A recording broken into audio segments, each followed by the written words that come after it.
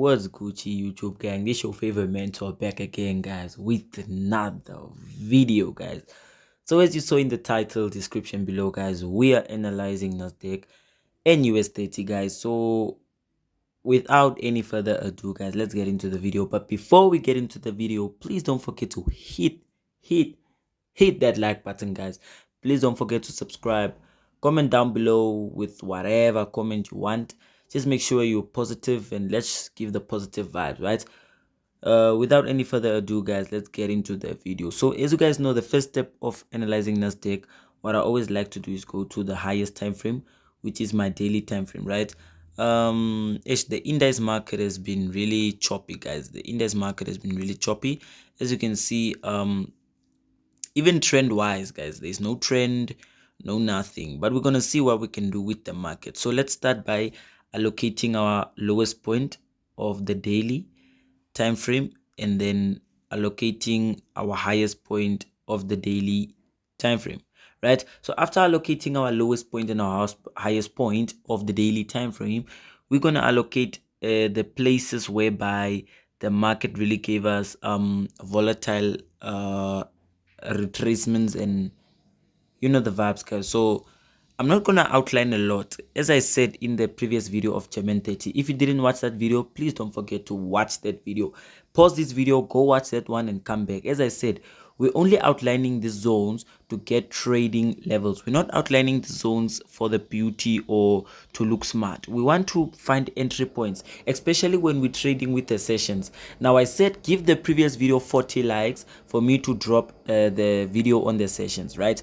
So as I said, we trade German 39 o'clock and we trade Nasdaq and US30 around 3:30. So when it's 3:30, these zones are gonna be very useful, right? As we don't currently have a trend, right? So let's go to the H4 time frame to see what's happening in the market. Fine. So on the H4 time frame, we can see that we are currently heading to the upside, even though the market is retracing down. So we do need the market to come and test that trend line that we have there, right? So let me just draw it from here going down, so somewhere there, right? And then we do have this channel right over here, right? One thing that I like about channels is that you can actually get clean entries, and you can most probably also get sniper entries. As like here, you could get a sniper entry when the market touches a certain zone like this one. You get the point. But nonetheless, what we can see here is that, okay, fine, the market is retracing, but till when is the market going to retrace, right? So we take our Fibonacci from the lowest point and we take it to the highest point, right? So let me just get it there. So as we get it there now, we can see that our 61.8 is falling on the trend line. So we are expecting Nasdaq to break this market, at least come to the 50%, retest this market structure, not market structure, but for it to retest this the zone, right? So for it to retest the zone and then come to this region where we're gonna take our buying opportunities, right? You get the point. So we can take away this Fibonacci. Oh my shit, let me just see what I did there. How do I undo this now? Just hold on, guys, let me just check something. Undo. Good. So what we can do is delete this and go down to the H1 time frame to see something that's more clear, and to see where we can actually take some buying opportunities or selling opportunities, right? So what we can currently see is that we do have like a channel here. We have like a channel that the market broke. And guys, if the market breaks a channel, don't force a trade. Don't say, no, the market it's just a fake out, let me quickly take a buy. No, wait for the market, trade what you see, guys. Plan your trade and trade your plan. So from this point on, we're gonna be looking for selling opportunities, but we're only gonna sell once our confluences are all in. And unfortunately, I can't tell you guys what my confluences are, because you'll have to buy my mentorship and get my strategy. You get the point. So that's the resistance I have there, and then I have a low here. Let's not forget about this low that we have right over here, right? This low can play a really big role. So we're gonna make this one green and we're gonna make it 2 pixels. That's what we're gonna use. So now if we can go to the M15 time frame, right, on Nasdaq, this is so simple, guys. You can go to the M15 time frame. We can actually see that the market did break out, right? The market did break out of this trend line. The market did break out of the trend line, but now look at the momentum of the buyers, right? Look at the momentum of the buyers. It's very weak, right? It's very, very weak. And you don't want to be trading Nasdaq in these sessions. When the market is doing this, you don't want to be trading Nasdaq, right? You want to be trading Nasdaq when let me make this one red, just to say you don't want to be trading Nasdaq when it's doing that, right?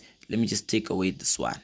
You want to be trading Nasdaq when it's moving like this. This is when you want to be trading Nasdaq the proper way, right? I'm going to make this one green.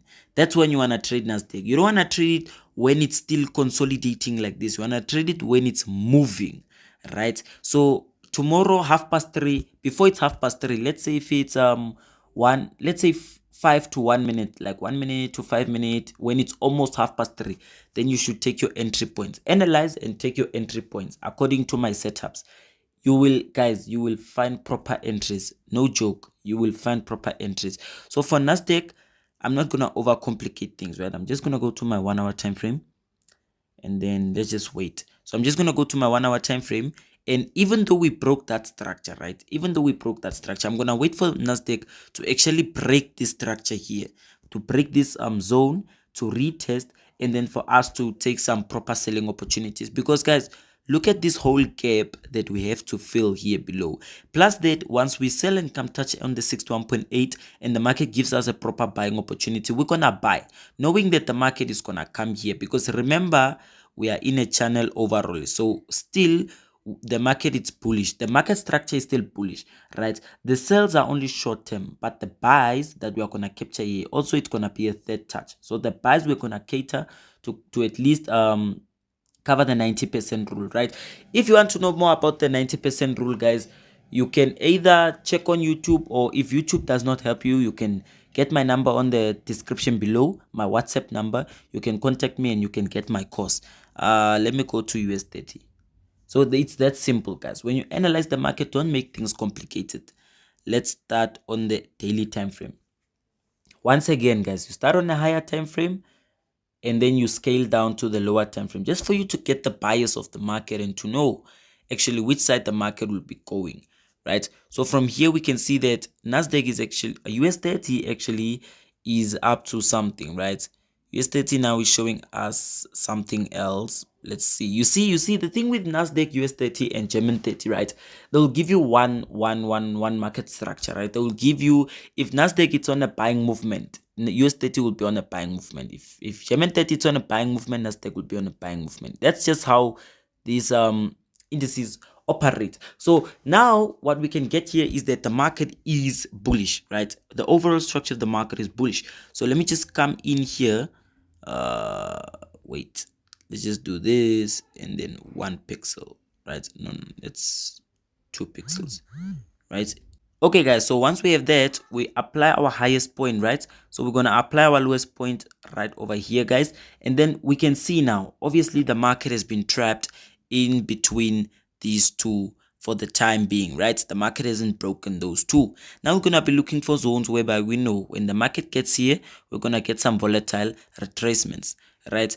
So like I said before, guys, these zones are not for us to decorate our chart. These zones are for us to get our proper entry points. So from here now, I'm gonna get out of this thing knowing that I'm gonna scale down from this time frame, knowing that I'm good. I don't need to overcomplicate my markets, right? So one thing you need to know is don't overtrade, don't overanalyze, and don't overthink things. It's that easy, guys. You get that point? So when we can come here, we can see that, okay, cool, US30 has been retracing for the longest time, right? Imagine the market is retracing. So we're gonna receive some buying momentum soon, and as we can see from this rejection, we are getting some proper buying opportunities, right? So I'll just go down to my H1 time frame, knowing that there's nothing I can do on the H4 time frame, right? So when I go down to my H1 time frame, I can actually see that the market is kind of reversing here,